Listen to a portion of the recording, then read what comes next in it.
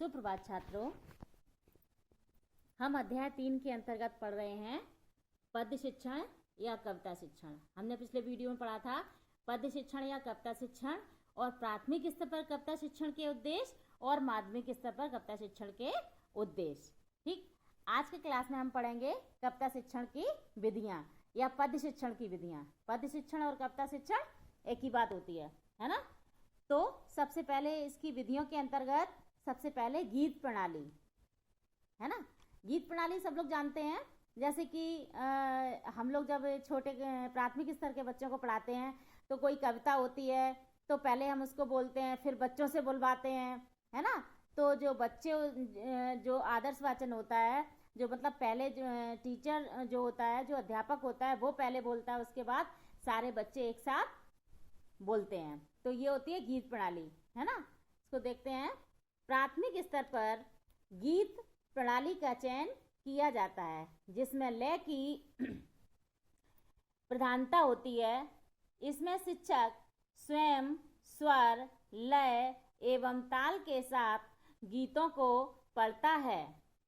मतलब शिक्षक स्वयं लय और ताल के साथ गीत को पढ़ता है, फिर उसके बाद बच्चे सामूहिक रूप से उसे दोहराते हैं।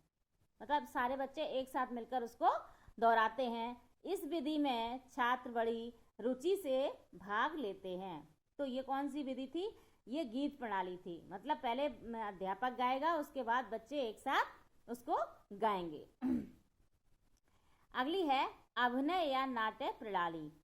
अभिनय या नाट्य प्रणाली मतलब अभिनय करके दिखाया जाता है इसमें, है ना। जैसे नाटक प्रदर्शित होते हैं ना, जैसे अभिमन्यु का नाटक किया जाता है ना, या राजा हरिश्चंद्र का नाटक खेला जाता है। इस प्रकार के जो नाटक होते हैं इसमें क्या होता है कि अभिनय प्रणाली से पढ़ते समय बालक पद्य की लय, गति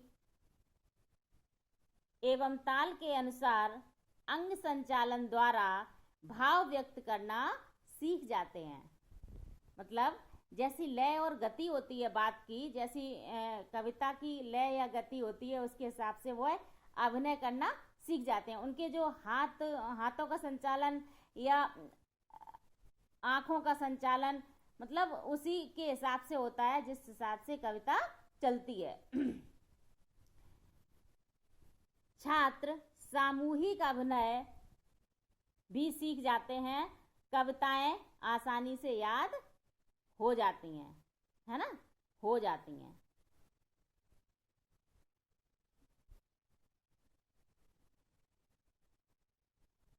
ठीक, तो ये क्या हो गई? अभिनय या नाटक प्रणाली। मतलब अगर किसी कविता को हम अभिनय के साथ साथ बच्चों को सिखाएंगे तो वो बहुत जल्दी सीख जाते हैं, है ना, और वो कविताएं बहुत अच्छे से याद भी हो जाती हैं। जैसे कि अगर हम कोई कविता पढ़ते हैं, है ना, तो केवल हम जैसे शिक्षक ने आदर्श वाचन किया, उसके बाद बच्चों से पढ़वाया, फिर शिक्षक ने किया, फिर बच्चों से पढ़वाया, तो वो इतना प्रभावशाली नहीं होगा। अगर हम किसी कविता पर किसी बच्चे से अभिनय करने के लिए बोलें कि इसके साथ साथ आप इसको अभिनय करिए, मतलब उसको दर्शाइए कि आप जैसे मछली जल की रानी होती है, ऐसे बोलते हैं तो करके दिखाते हैं कि मछली जल की रानी है ना, इस तरह से बोलते हैं। तो जब बच्चा करके सीखता है तो उसको बहुत जल्दी से याद कर लेता है। अगली है अर्थबोध प्रणाली।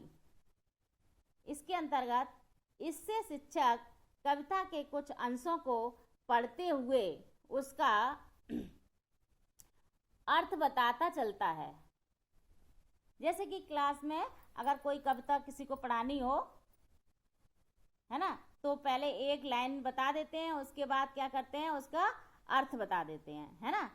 तो ये व्यवहारिक रूप से इसी प्रणाली का प्रयोग अधिकांश शिक्षक करते हैं। अधिकांश शिक्षक इसी तरह से कविता शिक्षण करते हैं कि पहले कविता पढ़ा दी और फिर उसके अर्थ बता दिया, है ना। इसके बाद है खंडान्वयन प्रणाली। हमने आपको प्रथम सेमेस्टर भी पढ़ाई थी। जितनी भी ये प्रणालियां हैं आप पढ़ चुके हो एक बार। खंडान्वयन प्रणाली अर्थात इसको प्रश्नोत्तर प्रणाली भी कहा जाता है। मतलब जितने पद मतलब कोई कविता या कोई पद अगर हम पढ़ाएंगे तो फिर उसमें से उसको तोड़ तोड़ के उसमें से प्रश्न भी पूछते जाएंगे। तो खंडान वयन अर्थात खंड खंड करके जो पूछा जाए, है ना, तो वो खंडान्वयन प्रणाली हो गई। जैसे कि जिन पदों में अनेक प्रकार के विशेषणों का प्रयोग होता है, जिसमें अधिक उलझे हुए भाव अभिव्यक्त होते हैं, उनको स्पष्ट करने के लिए प्रश्नोत्तर प्रणाली का प्रयोग होता है। ऐसी कविताएं जिनके भावों को समझने में मेहनत करनी पड़ती हो, ध्यान देना पड़ता हो, जिसमें बहुत सारे विशेषण हो, है ना, तो जो कठिन तरह के जो कविताएं होती हैं, जो पद होते हैं, उनको समझने के लिए उनको उनका खंड खंड करके उसको समझना चाहिए। अर्थात उनमें से प्रश्न बना के फिर बच्चों से पूछना चाहिए, तब उनको समझ आएगा, है ना। तो ये क्या हो गई, खंडान्वयन प्रणाली। इसके बाद है व्याख्या प्रणाली। व्याख्या प्रणाली के अंतर्गत किसी भी कविता या पद खंड की व्याख्या करने के लिए इस प्रणाली का प्रयोग किया जाता है। अर्थात जैसे कि सूक्ति, जैसे कोई सूक्ति हमने बता दी और फिर उस सूक्ति की व्याख्या करती है ना। जैसे कि सठम साठेम समाचरेत, इसका अर्थ क्या है, सठम साठेम समाचरेत, ये एक सूक्ति है। अब हम इसकी अगर व्याख्या करें तो सठ के साथ जो बुरे मनुष्य होते हैं उनके साथ बुरा व्यवहार ही करना चाहिए। सठम माने जो सठ होते हैं, जो बुरे मनुष्य होते हैं, उनके साथ बुरा व्यवहार ही करना चाहिए। तो इस तरह से जब हम इसकी व्याख्या करेंगे तो ये क्या हो जाएगी, व्याख्या प्रणाली हो जाएगी, है ना। या हम कहें कि वरम एको गुणी पुत्रो, अर्थात कि 100 में केवल एक ही गुणी पुत्र बहुत है, 100 पुत्र ना होकर केवल एक ही गुणवान पुत्र हो, वही बहुत है। अब हम इसकी बहुत सारी व्याख्या भी कर सकते हैं, उसके गुणों की वर्णन कर सकते हैं, है ना। तो ये क्या है कि जब किसी कविता या पद को स्पष्ट करने के लिए हम उसकी व्याख्या करते हैं तो वो क्या हो जाती है, व्याख्या प्रणाली हो जाती है। ठीक है, कितनी प्रणालियां याद रखनी है, गीत प्रणाली, अभिनय या नाट्य प्रणाली, अर्थबोध प्रणाली, खंडान्वयन प्रणाली और व्याख्या प्रणाली। ये क्या है, ये कविता शिक्षण की विधियां हैं या पद्य शिक्षण की विधियां हैं। ठीक है, आज के क्लास में बस इतना ही, और आप नोट्स बनाते रहिए। हम क्लास में आएंगे तो अब चेक करेंगे सबके नोट्स, और सबको याद भी होने चाहिए, क्योंकि आपके फर्स्ट सेमेस्टर और सेकंड सेमेस्टर के एग्जाम एक साथ होने की संभावना है। ठीक है, अगर किसी को किसी भी प्रकार की कोई भी दिक्कत हो तो हमें डिस्क्रिप्शन बॉक्स में मेरा नंबर है, उस पर फ़ोन कर सकता है या कमेंट करके भी बता सकते हो। धन्यवाद।